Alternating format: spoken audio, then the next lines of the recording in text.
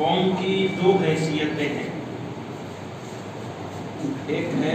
ہماری ایک حیثیت ہے انفرادی، ویکتیگت، انڈیویجول،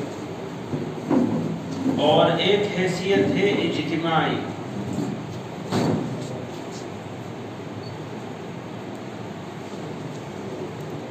کچھ ذمہ داریاں ہمارے اوپر انفرادی ہیں اور کچھ ذمہ داریاں اجتماعی.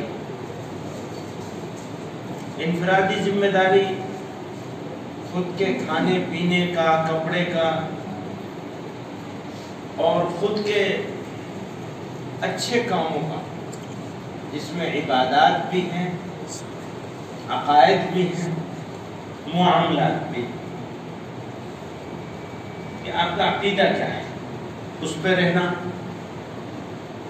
آپ کے معاملات کیسے ہیں، آپ عبادتوں میں کیسے.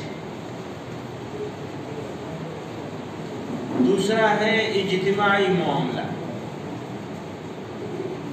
آپ لوگوں کے ساتھ، اپنے بیوی بچوں کے ساتھ، اپنے پڑوسیوں کے ساتھ، اپنے رشتہ داروں کے ساتھ، خیریت سے ہیں آپ، اپنے رشتہ داروں کے ساتھ اور ان لوگوں کے ساتھ جن کا آپ کا کوئی جان پہچان نہیں ہے، کیسے ہے. آپ اپنی ذمہ داری کو ادا کرتے ہیں یا نہیں کرتے. یہ دو چیزیں ہیں جو طے کرتی ہیں کہ یہ آدمی کیسا ہے اور یہ قوم کیسی ہے. آدمی اچھا ہوگا، اور اکثر آدمی جس قوم کے اچھے ہوں گے وہ قوم اچھی کہلائے گی. ہم لوگوں کو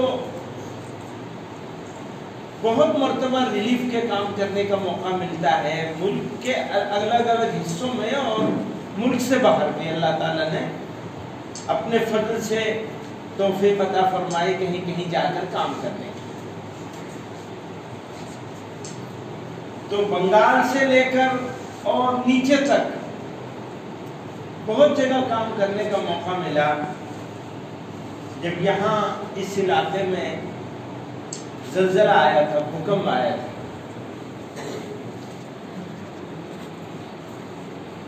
تو ہم ٹرین سے یہاں آئے تھے تیسرے دن.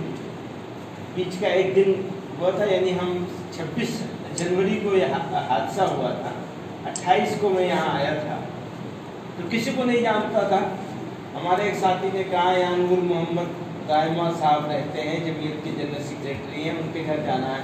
تو گھر بھی نہیں جانتے تھے ہم، اور ٹیلی فون وغیرہ کوئی رابطہ نہیں تھا. آج دوپہر میں ان کو سنا رہا تھا رائمہ صاحب کو کہ اس دن انہوں نے مجھے دیکھا، یہ کچھ چاول پکا رہے تھے بانٹنے کے لیے کہ لوگوں کو گھروں میں پہنچائیں گے. اپنے گھر کے باہر بڑی دیگ میں چاول پکا رہے تھے. انہوں نے مجھے دیکھا تو ان کے چہرے پہ ایسی خوشی آئی تھی. اس کے بعد سے وہ خوشی میں نے ان کے چہرے پہ نہیں دیکھی. وہ موقع ہی ایسا تھا، ان کو امید ہی نہیں تھی کہ پہنچ جائیں گے. قصہ جو میں سنانا چاہتا ہوں وہ یہ ہے کہ ڈاکٹر مالی صاحب مرحوم نے جمعیت کے طرف سے کیمپ لگا رکھا تھا وہاں بھوج میں. تو بھوج میں ہم لوگ جایا کرتے تھے، میرا کچھ دن یہاں قیام ہوا تھا. تو لوگ جس کو لائن میں، جس لائن میں لگا دیا وہ اس لائن میں لگا رہتا تھا، اور 2 گھنٹے کے بعد، 3 گھنٹے کے بعد، کبھی 1.5 گھنٹے کے بعد اس کا نمبر آتا تھا. معلوم ہوا کہ سامان ختم ہو گیا. نہ کبھی کسی کو لڑتے ہوئے دیکھا، نہ کسی کو غصہ کرتے ہوئے دیکھا. اس میں مسلم بھی ہوتے تھے، غیر مسلم بھی ہوتے تھے، مرد بھی ہوتے تھے، عورتیں بھی ہوتی تھی، بچے بھی ہوتے تھے. یہ میں نے کبھی نہیں دیکھا کہ کسی نے وہاں لائن توڑی ہو، کسی نے نظام توڑا ہو اور کسی نے غصہ کیا ہو. جو پورے بھارت میں، پورے انڈیا میں کبھی کسی جگہ ایسا ڈسپلن میں نے نہیں دیکھا جیسا وہاں دیکھا. یہ اس علاقے کی تعریف کرتا ہے. مہمان نوازی. تو لوگوں کے مکان ٹوٹے ہوئے تھے، اور جو سامان ہم لوگ کھانا کھا رہے تھے وہ بھی ریلیف والا کھانا کھا رہے تھے. بازار میں کسی کے پاس اگر 10 لاکھ روپے بھی ہوں تو 1 کلو آٹا خریدنا چاہے آٹا نہیں مل سکتا تھا، وہ تو سب ختم ہو گیا تھا نا۔ جو سامان مجبور آدمی کو مل رہا ہو وہی سامان کام کرنے والے لوگوں کو بھی کھانا پڑتا تھا۔ آپ سمجھ رہے ہیں میری بات؟ اور ہمارے لیے وہ کھانا جائز نہیں، بعد میں اس کو پھر ایڈجسٹ کیا گیا مفتیان کرام سے معلوم کر کے، احساس بھی بعد میں ہوا کہ ارے یہ تو ہم غلط کر رہے ہیں، ہم تو کھا ہی نہیں سکتے یہ کھانا، لیکن وہاں خریدنے کی کوئی گنجائش نہیں تھی۔ اس حال میں جب ایسا حال ہو پورے علاقے کا تو ہم لوگ گئے کوٹرا کے علاقے میں۔ اب آپ یہ دیکھیے کہ وہاں پر کھانے کے لیے کچھ نہیں ہے، یا کچھ ہوگا بھی تو کچھ وہ علاقے میں ایسے حالات سے تھوڑا مختلف تھے وہاں کے حالات، لیکن اس علاقے کی مہمان نوازی صرف میرے لیے نہیں، کوئی بھی مہمان ہمارا جمعیت کے ساتھیوں میں سے پہنچا ہے تو انہوں نے بکرا سے بکرا، غریب لوگ بکری چلانے اللہ نے دل بڑا دے رکھا۔ یہ 2 مشاہدے اس علاقے کے ہمارے شروع کے دنوں میں ہم نے دیکھا، بعد کے دنوں میں حالات بدلتے ہیں، یہ دیکھا کہ بھئی یہ خدمت کر رہے ہیں تو پھر لوگوں کے دل میں محبت پیدا ہوگی، بہت سے لوگ کرنے لگے، لیکن اس علاقے کی یہ خصوصیت ہے۔ تو اللہ تعالیٰ نے دل میں یہ بات ڈالی اور ایسے حالات ہوئے کہ ہمیں یہاں کام کرنا چاہیے۔ اب یہاں آئے کام کرنے کے لیے، وہ نہیں آئے نا کملیش بھائی، نہیں آئے، ان کے والد تھے یہاں، ہم تو کسی اور سامنے والے اس میں ہوا کرتے تھے، انہوں نے کہا نہیں ان کو یہاں سے بھئی 1 مہینے میں تم خالی کرو۔ میں نے ساتھیوں سے کہا 1 مہینے میں نہیں، ہم آج ہی خالی کریں گے۔ کیوں رہا ہے صاحب، ایسے ہی ہوا تھا نا بھئی، 1 مہینے کا انتظار نہیں کریں گے، سڑک کے کنارے جا کر ہم اپنا کیمپ لگائیں گے۔ ہم نے وہاں سے اسی دن کیمپ خالی کیا، اور جب خالی کرنے کی بات چل رہی تھی تو یہاں سے ان کے یہاں سے بھاٹیا صاحب کے یہاں سے پانی جایا کرتا تھا، تو پانی لانے والے جو ہمارے ساتھی تھے انہوں نے کہا جی ہم تو یہاں سے کیمپ ختم کر رہے ہیں۔ کیوں ختم کر رہے ہیں؟ کہ وہ مالک راضی نہیں ہے کہ یہاں کیمپ لگاؤ۔ پہلے اجازت دے دی تھی، بعد میں کسی نے اسے کچھ سمجھا دیا، اس کی ڈیٹیل میں نہیں جانا چاہتا ہوں، کچھ سمجھا دیا تو کہنے لگا تم لوگ جاؤ یہاں سے، ہم 1 مہینے کا ٹائم دیتے ہیں، 1 مہینے میں خالی کر دینا۔ تو ہم لوگ، اس نے کہا وہ تو آج ہی خالی کر رہے ہیں، میرے یہاں آ جاؤ۔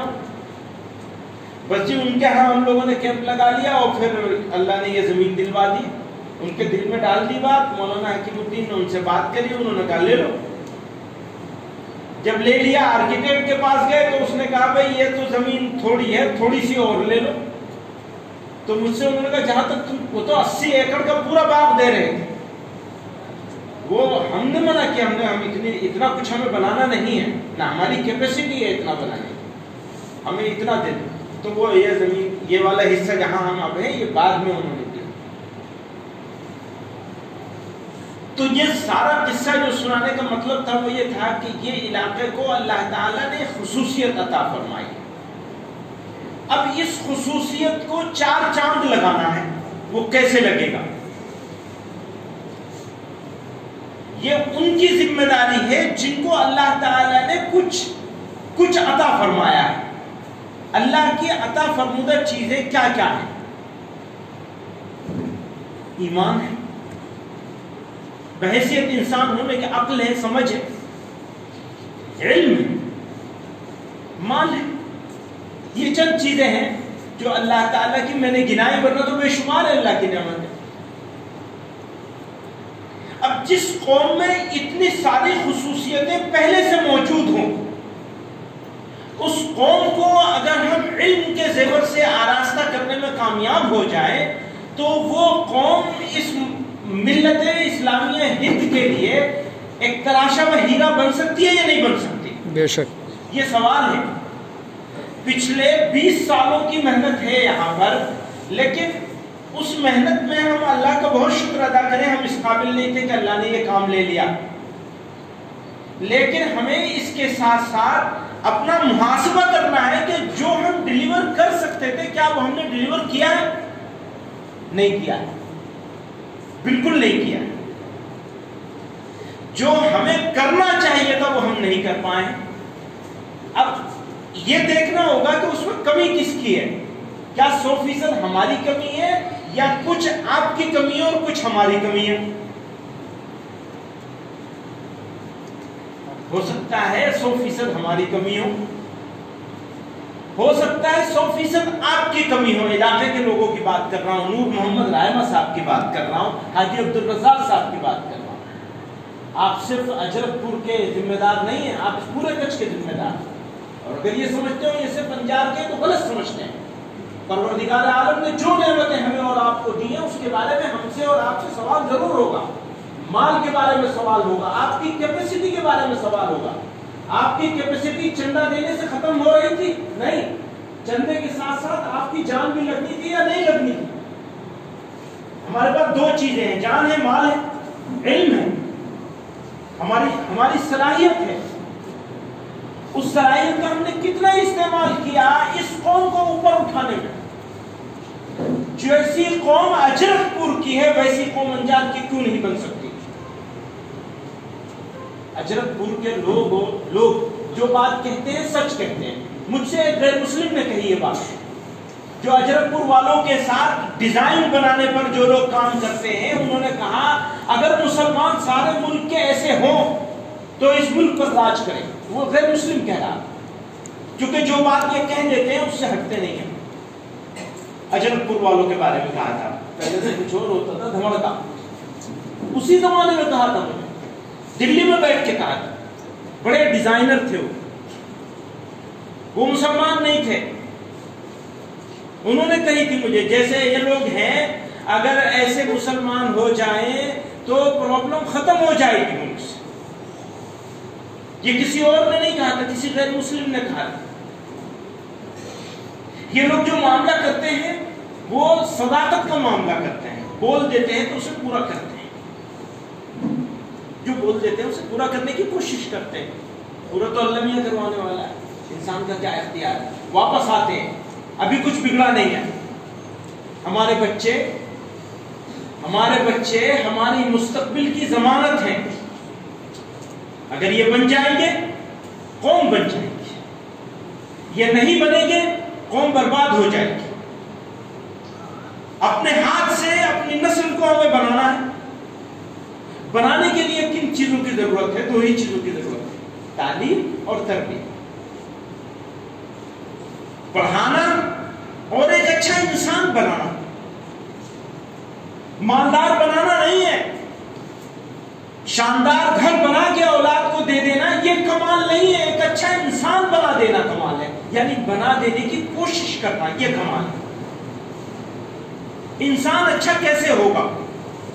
شاندار گھر, شاندار گاڑی, اچھے کپڑوں سے اچھا انسان ہوگا یا اچھے رویے سے, اچھی بات چیت سے, اچھے عمل سے اچھا انسان ہوگا؟ سمجھ لیجئے, جو آدمی سچ بولتا ہے دنیا میں اسے کوئی ذلیل نہیں کر سکتا. بے شک کبھی ذلیل نہیں کر سکتا. آدمی کی بات کر رہا ہوں, قوم کی بات نہیں کر رہا ہوں. اگر قوم سچ بولنے والی ہو جائے تو پھر کہنا ہی کیا ہے, وہ تو سر کا تاج ہو جائے گی اقوام کی. جو آدمی کو عزت چاہیے اس کو سچ بولنا پڑے گا. سچ بولنے سے کبھی کبھی نقصان بھی ہوتا ہے, اسی لیے کہتے ہیں ہر سچ بولنا ضروری نہیں ہے, لیکن جھوٹ سے بچنا ضروری ہے. وہ اور اونچا معیار ہے جہاں ہر سچ بولنا ضروری سمجھا جاتا ہے. ہم یہ نہیں کہہ رہے, ہم یہ کہہ رہے ہیں اپنے بچوں کو ایسا بنا دیجیے کہ جھوٹ سے نفرت ہو جائے. بس سچ بولنے کا ٹھیکہ لینے کی ضرورت نہیں ہے, پر جھوٹ بولنے سے بچنے کا فیصلہ ہو جائے کہ جھوٹ نہیں بولیں گے کسی کے. تو یہ ہے تربیت, ایک اچھا انسان بنا دیا جائے. تو میں اس ادارے کے بارے میں بھی مولانا حکیم الدین صاحب سے بھی بہت کئی مرتبہ یہ بات ہو چکی ہے. بھائی اس ادارے کا جو معیار ہونا چاہیے وہ معیار ہے یا نہیں ہے, یہ سوال ہے. بلڈنگیں ہیں یہاں, ابھی بلڈنگوں میں کام بھی چل رہا ہے آج کل, اور الحمدللہ کچھ کے لوگوں نے اس کو کچھ حصہ بھی لیا ہے, ماشاءاللہ لیا ہے. اور تھوڑی سی توجہ ہوئی تو بچوں اور بچیوں کا رزلٹ پہلے کے مقابلے میں ڈبل ہو گیا. لیکن آج بھی جیسا ہونا چاہیے ویسا نہیں ہے. اب یہ سال تو ہمارا بیکار ہی چلا گیا. تو میں یہ ذمہ دار لوگ یہاں سارے بیٹھے ہیں اس علاقے یہ کہہ رہا ہوں، یہ ذمہ دار لوگ سب یہاں بیٹھے ہوئے ہیں اور آپ کو ایک پلیٹ فارم موجود ہے، ایک ادارہ موجود ہے. آپ کے پاس آپ کے قوم کے کچھ بچے، کچھ 100 بچے ہیں موجود. کام کو کہیں نہ کہیں سے شروع کرنا ہے. ہماری ذمہ داری حالات بدلنا نہیں ہے، ہماری ذمہ داری کوشش کرنا ہے. بدلنا تو اللہ تعالیٰ کے ہاتھ میں ہے، وہ اس کا فیصلہ ہوگا تو کوشش میں رنگ ڈال دیں گے. ہمارے پاس مثالیں موجود ہیں، جو میں نے ان کے گاؤں کی مثال دی، آپ کے علاقے میں میں نے آپ کو بھج کا قصہ سنایا، کچھ نہیں بھج کا قصہ سنایا جو میں نے خود دیکھا، بار بار دیکھا ہے. ہم لوگ یہاں جو کیمپ تھا وہ ریلیف تقسیم کرنے کا نہیں تھا، وہ ایک طرح کا گوڈاؤن تھا. سب مال یہاں آتا تھا، پھر 12 گاڑیوں میں بھر کے، یاد ہوگا رائے صاحب، وہ بھیجا جاتا تھا الگ الگ کیمپوں میں، الگ الگ دیہاتوں میں، جہاں سے تقاضے آتے تھے وہاں بھیجا جاتا تھا. وہ مستقل کیمپ چلتا تھا. یہاں شروع میں کھانا پکا کے دیا گیا، بعد میں راشن دیا گیا. وہ قصہ میں نے سنایا آپ، ورنہ ہم ایسی جگہ جانتے ہیں، میں نام نہیں لوں گا، جہاں ہمیں ریلیف کا سامان تقسیم کرنے کے لیے پیرا ملٹری فورس کو بلانا پڑا تب تقسیم کر سکے ملک کے کسی اور حصے میں. اور یہاں کسی کی ضرورت نہیں، جس کو جہاں کھڑے ہونے کو کہہ دیا وہاں کھڑا ہے، اور نہیں بھی ملا تو بھی وہ صابر و شاکر. تو یہ قوم بنی ہوئی قوم ہے، تھوڑی سی توجہ کرنے کی، تھوڑا سا اس کو انہینس کرنے کی ضرورت ہے. بس بہت آگے نکل جائے گی. جب پوری دنیا میں مثال ہوا کرے گی کہ بھائی وہاں جا کے دیکھ لو، انجار جا کے دیکھ لو. انجار کیوں نہیں بدل سکتا؟ پھر تک ضلع کیوں نہیں بدل سکتا ہے؟ جب کہ ہمارے پاس اتنے سب اہم ذمہ دار لوگ موجود ہیں جو فکر مند بھی ہیں اور طاقتور بھی ہیں. اللہ نے سمجھ بھی عطا فرمائی ہے، دین بھی عطا فرمایا ہے، ایمان تو دے ہی دیا ہے الحمدللہ. اللہ تعالیٰ ایمان پہ رکھے اور ایمان پہ موت عطا. آمین. تو میں تو بس اتنی ہی درخواست کرنا چاہتا ہوں کہ ماحول بنانے کے لیے جہد مسلسل کی ضرورت ہے، کنٹینیو ایفرٹ کی ضرورت ہے، مستقل کام کرنے کی ضرورت ہے، تاکہ ہماری قوم کے بچے بچیاں ان کی سوچ بدلے، ان کے حالات بدلے، ان کی کیپیسٹی بلڈنگ کریں، ان کو طاقتور بنائیں، تعلیمی طور پر بھی اور تربیت کے ذریعے سے بھی. اللہ تعالی ہمیں سب کو صحیح طرح سے، صحیح سمجھ کے ساتھ مسلسل کام کرنے کی توفیق عطا فرمائے اور قوم کی ذلت کو عزت میں تبدیل فرمائے. آخر دعوانا